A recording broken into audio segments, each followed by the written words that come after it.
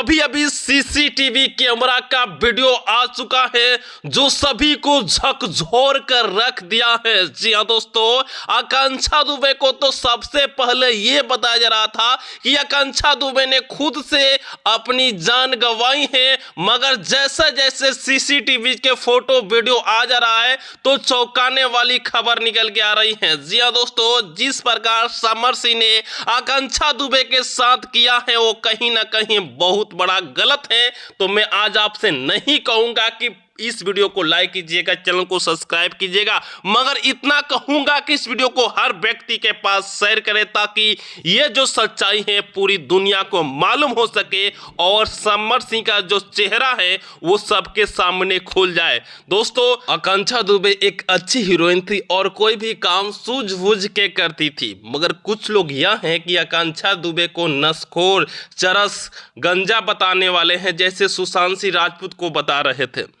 दोस्तों, आप इसके बारे में क्या कुछ सोचते हैं कमेंट बॉक्स में बताइए। इस वीडियो को लाइक करें, चैनल को सब्सक्राइब करें।